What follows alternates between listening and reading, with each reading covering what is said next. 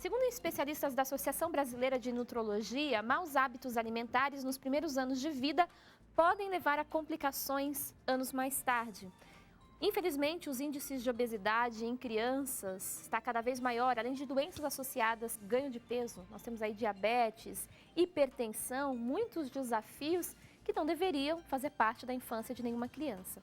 Como nós podemos contribuir para que isso não aconteça? E qual que é o papel da família na boa alimentação?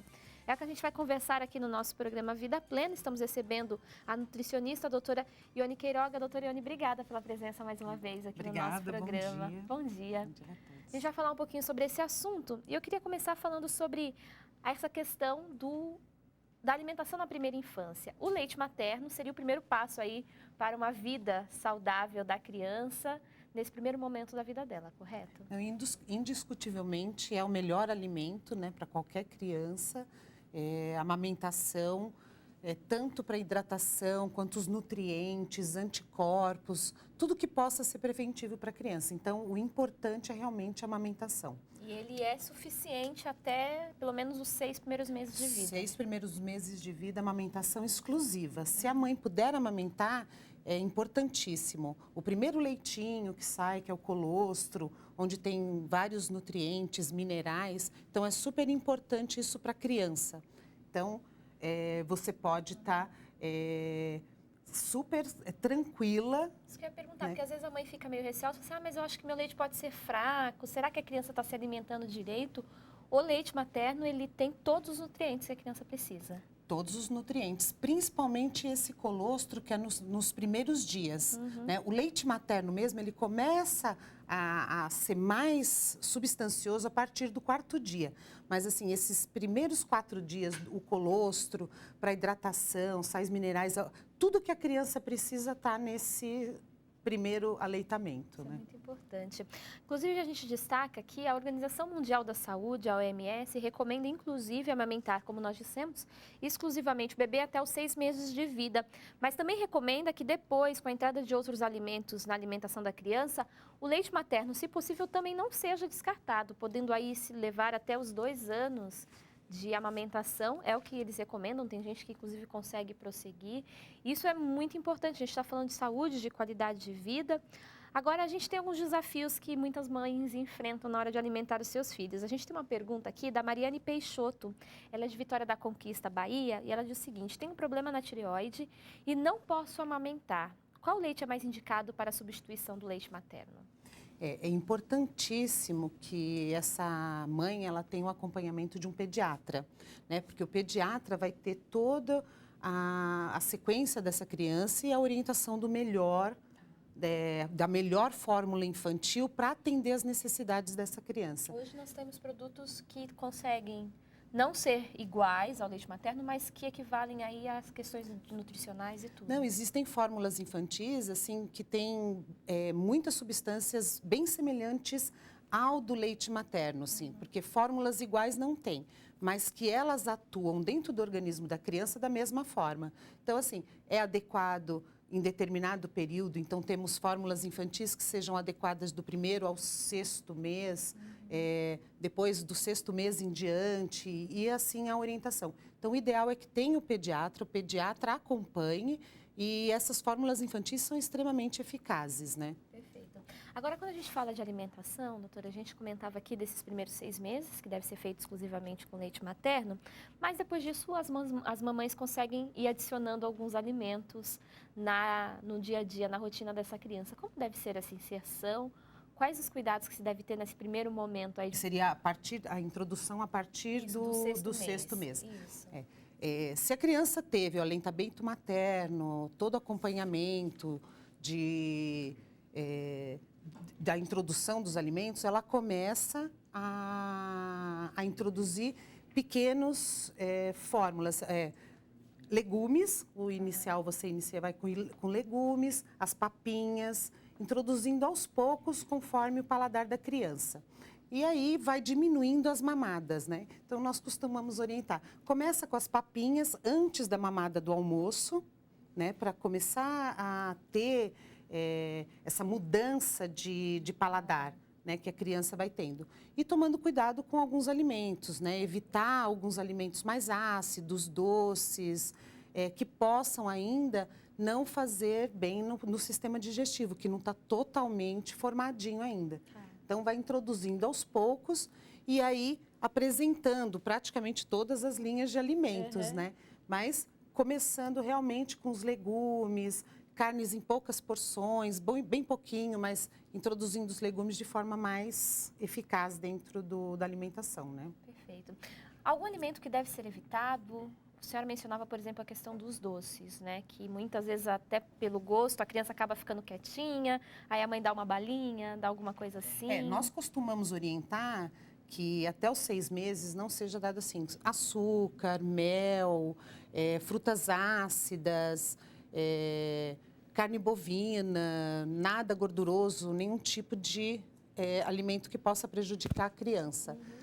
Do 6º mês em diante, continua ainda a orientar, não dar mel, frutas muito ácidas, carnes muito gordurosas, mesmo introduzindo nas papinhas. Então, a gente orienta que tenha essa adequação. Agora, doutora, uma vez que eu faço a papinha, por exemplo, de fruta, eu preciso colocar açúcar nela ou a frutose, no caso, o açúcar da fruta já seria o suficiente? Eu acho que as mães elas devem prestar muita atenção na alimentação da criança, porque a dentiçãozinha deles começa a partir por volta do 6º mês, você já está começando a ter uma parte. Você tem que evitar os doces, mel, os melados, para a dentição mais adequada, né? Ao contrário, por exemplo, o sal, muitas vezes na hora de preparar uma papinha, também deve ser regulado? Também deve ser regulado. De preferência, nem utilizar uma grande quantidade, porque os alimentos você já consegue adequar o sabor para a criança, né? Aqueles temperos, né? Para dar, inclusive, um um gostinho a mais na alimentação. São os temperos que você utiliza normalmente,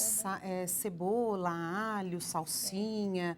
Então, introduzindo aos poucos para o paladar da criança se adequar melhor, né? Agora, doutora, a gente tem uma pergunta do Paulo Guzmão, de São Paulo, capital. Ele é pai de uma criança de 2 anos. Ele diz assim, que o filho dele não come quase nenhum tipo de verdura. E eu sei que esse é um grande desafio aí da grande parte dos pais, das mães que sofrem, às vezes, para colocar um alimento diferente no prato do filho. Ele quer saber o que ele faz para que a criança tome gosto por esses alimentos tão importantes para a saúde. Muitas vezes nós tentamos colocar as verduras, já que a criança não está conseguindo ingerir na forma salgada, através dos sucos. Então, são algumas verduras, eu consigo, através do suco, um suco de laranja-lima com couve, coloco um pouquinho de abacaxi, água de coco, para a criança tomar contato com isso. Então, essa associação entre alguns alimentos é uma boa saída. É uma boa dica. Outra dica é usar um alimento que a criança goste muito, tipo batata. Ela gosta muito de batata, então eu vou fazer um purê de batata e vou acrescentar um creminho de espinafre, alguma verdura nesse meio para a criança começar a ter mais aceitação nesse paladar novo. Agora, doutora, adianta eu colocar na mesa para a criança comer se o pai e a mãe não se alimentam com esse mesmo produto? Isso é difícil, porque geralmente os pais querem que as crianças, ou na mesa, não ter o produto, né? Às vezes você coloca e o pai mesmo não come, a mãe não come. É realmente importante que introduza os melhores alimentos. E os pais comam, né, esses alimentos, estejam à mesa e eles façam, a criança vendo os pais comerem, eles vão experimentar. Agora, quando a criança rejeita determinado alimento, eu tenho que insistir? Eu insisto mais 1, 2, 3 vezes? Não? Como que eu faço para deixar esse preparo mais atraente? Porque às vezes a aparência não é tão atrativa para a criança. Como que eu faço isso? Tenta acrescentar em pequenas porções ou modificando na forma do preparo, né? Para que ela sinta o sabor de uma outra forma. Quando a gente tenta forçar muito a criança, ela vai criar uma rejeição do alimento. Então, você tem que tentar fazer com que ela observe de outras formas de preparação. Se ela gosta de uma friturinha, você pode fazer um bolinho e tentar introduzir esse alimento nesse recheio, uma omelete, uma panqueca, uma carninha recheada. Então, assim, sempre utilizar o alimento que ele gosta e acrescentar essa preparação. Perfeito. E insistir é bom, porque às vezes a criança, numa primeira reação, ela vai negar realmente. Daí, se você nunca mais oferece... Todo alimento que muda o seu paladar, né? Que você vai estar mudando o seu paladar, tem que ter uma introdução, né? E uma introdução de forma satisfatória. As frutas são exemplos, então a gente faz purezinhos de maçã, purezinhos de pera, acrescenta com outras frutas. As frutas mais ácidas, que eles acabam não tendo um paladar muito agradável de início, tenta introduzir, por exemplo, a laranja de forma de suquinho de laranja-lima. Então, ele vai aos poucos sentindo o paladar e vai introduzindo isso na alimentação. Perfeito. Doutora, a gente mencionava, por exemplo, os desafios que a gente tem passado aí com relação às crianças, como o caso da obesidade. Muitas crianças têm se tornado obesas. Em decorrência do quê? Essa alimentação desequilibrada seria o principal motivo?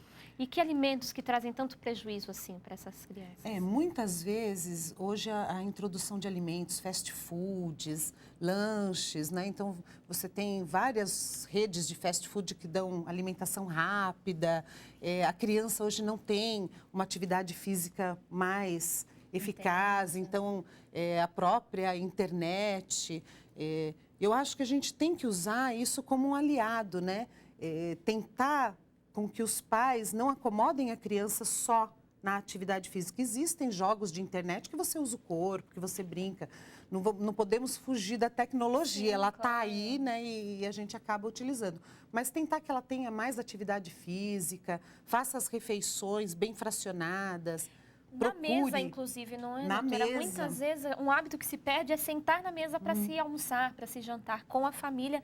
E esse é um hábito que educa também, ainda mais nessa primeira infância, a criança ver os pais se alimentando. Letícia, é uma coisa importantíssima na primeira infância, quando a criança está começando a se alimentar, colocar no cadeirão, mesmo que ela se suje, tudo, mas que ela esteja na mesa com a família, ela sabe aquele momento social dela, né? Então, a introdução começa bem na infância mesmo.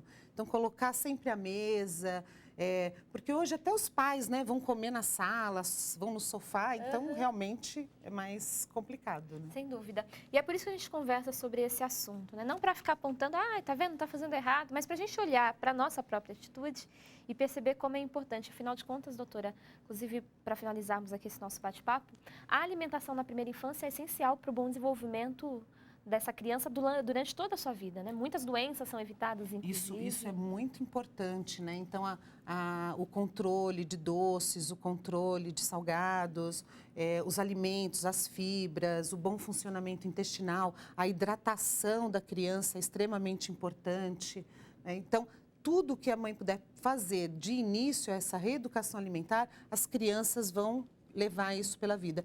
E podem dar essas escapadinhas em fast foods, porque é o que a gente tem, mas saber como comer ou quando, a diminuição de bebidas gaseificadas, muito doces, então seria uma vez, digamos, a cada 15 dias. Então, sempre ter uma adequação. Então, é importante a introdução de suco de frutas, se eles não gostam, faça uma vitamina, né? Então, tentar adequar tudo que a gente tem à mão. Nosso país é um país extremamente rico, né, rico em tudo isso, e a gente pode usar isso da melhor forma, né? É verdade. A gente vai continuar falando sobre esse assunto em outras oportunidades. Queria agradecer a senhora pela presença mais uma vez, por essas dicas que a senhora trouxe pra gente. Imagina, muito obrigada.